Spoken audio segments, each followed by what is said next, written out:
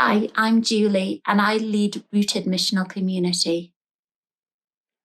What was the hardest thing about lockdown restrictions? For me, not being able to connect with friends and family. I'm glad that we can see each other again now, but for me, in some ways, it's harder as after 18 months apart, with some people we know, we've lost our connections over that time. As we reconnect and reshape our relationships after a challenging almost 2 years, what does the Bible have to say about our relationships? In John 13:34 and 35, Jesus says this, "A new command I give you, love one another, as I have loved you. So you must love one another.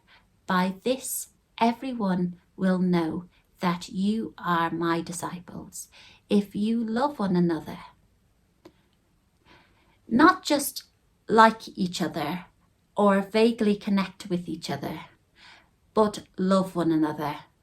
So what does that look like in our relationships? There are two types of people I know. It will be the same for most of you. We will know people who don't know Jesus and people who do. With both groups, when we show love to them, it shows both that we are followers of Jesus and demonstrates his love to them. As 1 John 4:11-12 says, "Dear friends, since God so loved us, we also ought to love one another. No one has ever seen God, but if we love one another, God lives in us, and his love is made complete in us." So with our friends, family, work colleagues who don't know Jesus, we have the opportunity to show them God's love. We can do that by being generous, by being interested in them, praying for them and telling them that we're praying for them. But most importantly, by sharing the good news of Jesus with them. I know that might be scary and a bit daunting, but remember, you are loved by God and you're sharing his love.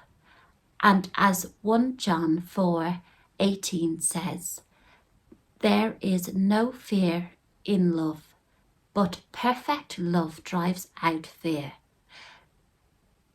God is love, and his love casts out fear.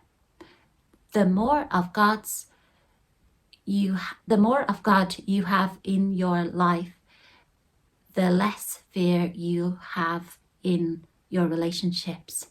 So be bold. And with our friends who do know Jesus, we love one another by helping each other be more and more like Jesus. We encourage, we can challenge one another.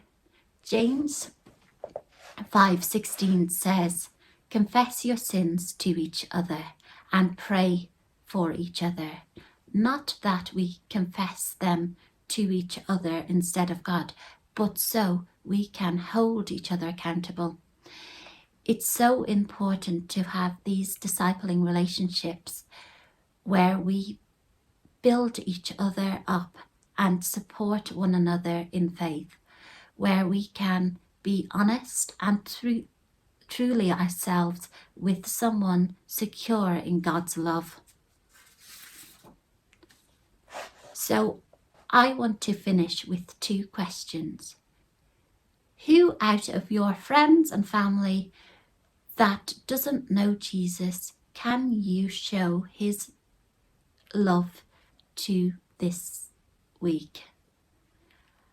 And who is helping you become more like Jesus?